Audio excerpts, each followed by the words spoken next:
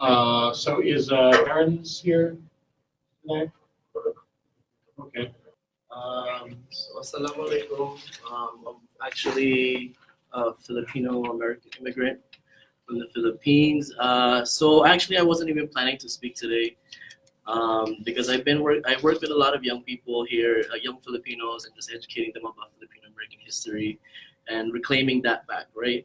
And so one of the things that we were seeing during the drug in this drug war is that, for me at least, it's not really. I don't look at it as a war on drugs. I look at it as a war on poor people.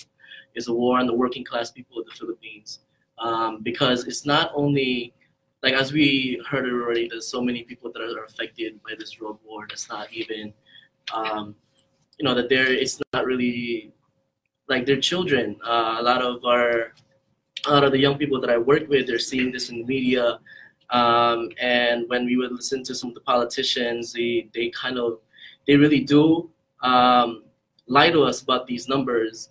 I remember speaking with, I remember going to a talk in the consulate with Cayetano, and he was telling us about these like very low numbers of the drug war, like all of them, like I think it was 4,000, and they were like, oh, they were all drug related, but we don't believe that.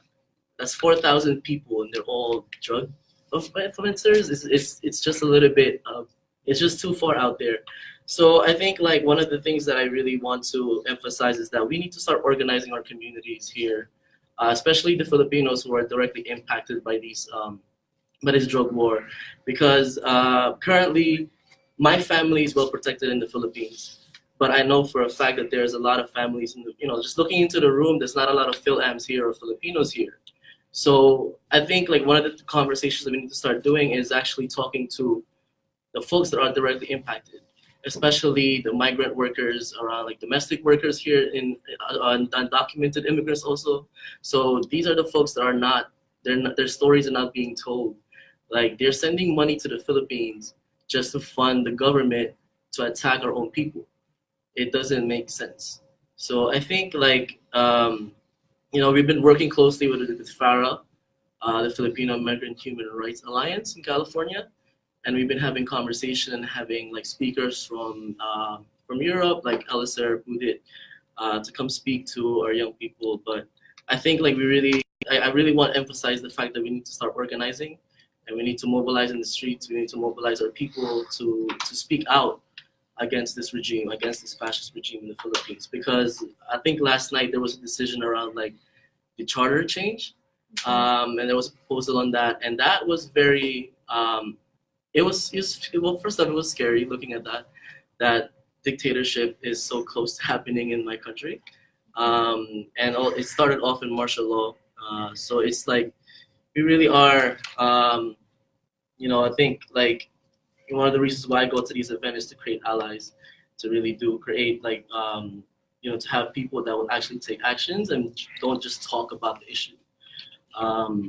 Because as much as we talk about it, there's still so much work to be done, because our people are scared.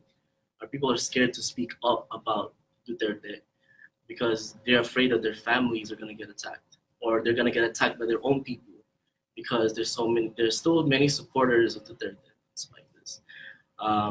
But there is hope, because I've seen a lot of posts around like, I'm pro Duterte, but these are the promises that he has not given to us.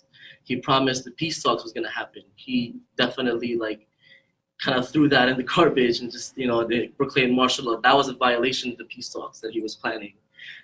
He promised us that, the Philippines will get better, and he had this build and build and build policy but who are benefiting when we saw that 3 million Chinese immigrants came to the Philippines and started to started living in these condos and actually and taking over Filipino businesses. So our resources are already stretched enough as it is because of foreign investors. So we need to start looking into like, how can we actually directly help our people, instead of, these conversations are great, but if there's no actions behind it, it's pretty, it's not as helpful.